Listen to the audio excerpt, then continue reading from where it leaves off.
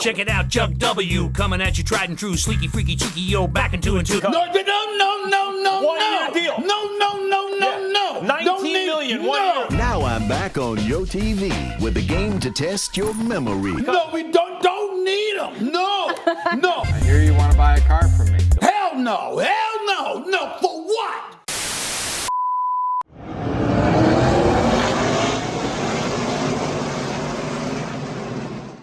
Hey everyone, I'm Ben Schneider. And when I look back at the history of Game Show Network, or GSN for short, I see a lot of great things they've done over the years. I also see a lot of not so great things they've done over the years. And what we're talking about today definitely falls into the latter category. Because not only were each of these three productions some of GSN's biggest flops, they each used a similar marketing strategy that is so unbelievably cringe, it has to be seen to be believed. So today, join me for a look back at GSN's RAPPIN game show hosts. If you dare. You can still leave now, trust me, I won't be offended. Alright, fair warning. The year is 2003. Chuck Woolery is the face of Game Show Network, and that's not an exaggeration.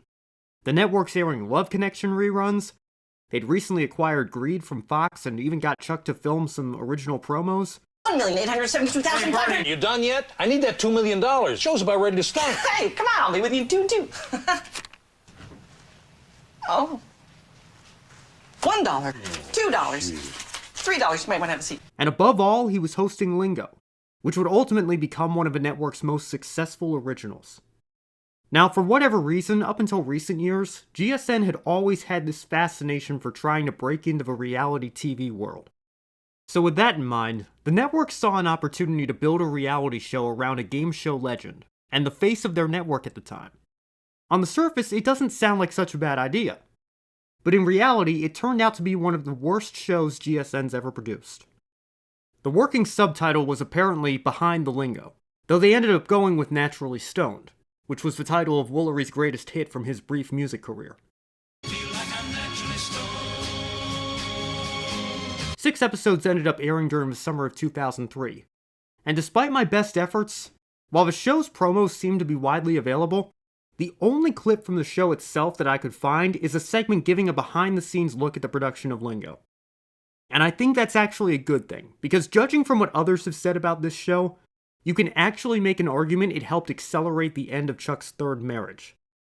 I can't verify this since I was only turning 4 years old at the time this was airing, but apparently Chuck's marriage problems were the focus of the final episode. So it wouldn't surprise me at all if it turned out to be true.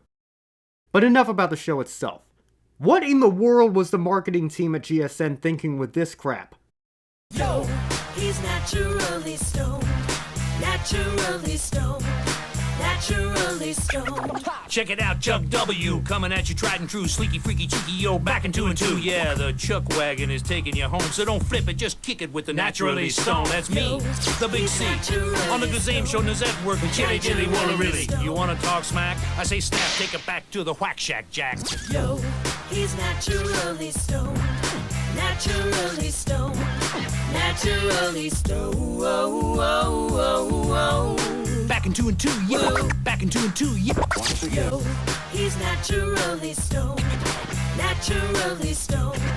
Naturally stoned. You wanna talk smack? I say snap, take it back to the Whack Shack, Jack. No bones, my act is home. I'm a plucky, lucky Chucky, and I'm naturally stoned. Chuck Woolery, Naturally Stoned, a whole new reality from GSN, premiering next. Naturally stoned, yo. Play along with the following show at gsn.com. Game Show Interactive. Not only does Chuck Woolery rapping and breakdancing have nothing to do with the content of the show itself, it also makes for one of the cringiest promos I've ever seen in my life. Chuck Woolery Naturally Stoned was a complete disaster in every sense of the word. So take a guess at what GSN tried several years later. No, I'm not talking about Carney Wilson Unstapled. I'm dreading having to do that one of these days. I'm going to keep putting it off for as long as I can. I'm talking about the promo. Yep, that's right. They tried the rap again. This time with Wink Martindale. Wink signed with GSN in 2010 to host a show called Instant Recall, a hidden camera game show that featured actors performing quote-unquote outrageous situations to unsuspecting contestants. At the end of the stunt, one of the actors asks the contestant if they like game shows, before Wink appears and explains that if the contestant can answer questions based on what they've just witnessed, hence the name Instant Recall, they could win a few $1,000s. The premise sounds simple enough, but the execution wasn't great, and neither were the ratings. So Wink's hidden camera game show ran through an 8-episode run, and then quietly disappeared. But you really have to wonder why GSN felt the need to go with a rap promo again. Remember me? I'm Wink Emcee, a game show legend since '73. Now I'm back on Yo TV with a game to test your memory. See, players gotta memorize what my spies devise before their eyes. And then, surprise, they realize it's all a game show in disguise.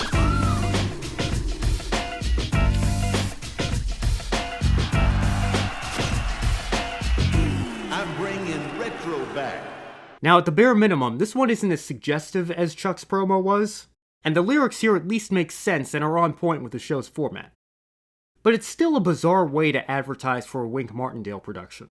And judging by the ratings, you can't really say it made people tune in. Now, you'd think GSN would have tried something else at this point. The rap promos clearly aren't working, your reality efforts clearly aren't working, there's no way they try to mix the two together again, right? Nope. GSN not only tried another reality show, they tried promoting it with a rap. I talked about Family Trade years ago on this channel, and in all seriousness, it was one of my all-time favorite GSN shows. Basically, it was the network's attempt at cashing in on the Pawn Stars craze. Gardner Stone runs a used car dealership in Middlebury, Vermont, that accepts any saleable item in trade as a down payment to help customers afford their vehicles. And the show chronicles the dealership's attempts to resell the items they accept, hoping they can turn a small profit in that area as well. If you want my full thoughts on the show, feel free to check that video out. I've already discussed the show at length there. One thing I didn't discuss too much, however, is how GSN marketed the show. Look, as much as I love shows like Pawn Stars, there's little to no game aspect to them at all, unless you consider negotiating to be a game. So as I said in my previous video, Family Trade was on the wrong network. It was never going to be a success on GSN. Whether they got Gardner Stone to rap or not. I hear you want to buy a car from me, but you can't pay the whole down payment fee. Let's make a deal. Let me see. Yes, I'll take your monkey. Yes, I'll take your Monkey. Yes, I'll take your Monkey. Don't stress. I'll take your Monkey. Get your new wheel. Just pay me. Monkey. Yes, I'll take your Monkey. Yes, I'll take your Monkey. Don't stress. I'll take your Monkey. Get your new wheel. Just pay me. Monkey. At Keystone Motors, we've seen it all. Bring in your stuff because we don't stall. Let's make a trade and I'll see you later. Bring a few pigs, you'll get a trailer. Want to get a brand new pickup truck? Bring your knickknacks and a couple of bucks. Boats, antique, your wedding dress too. Vermont style trading is what we do.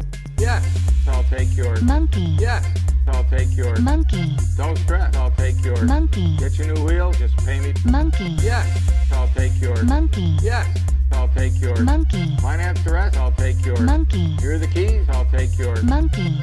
That's the way we do business in Middlebury, Vermont. This might just be the most bizarre rap of the three.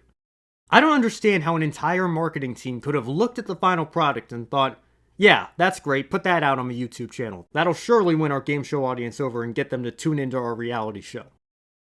Now, thankfully, in recent years, GSN appears to have learned from their shortcomings. And while streaming has killed ratings for other cable networks, GSN's actually hanging in there and doing pretty well these days. But believe me, there's plenty of material for more commentary on GSN in the late 2000s and early 2010s. So against my better judgment, if you want me to stop putting it off and take a look back at Carney Wilson unstapled, let me know in the comments below. And until next time, thanks for watching. Some days my life like job, my kids make me wanna cry. Hell no! No! No!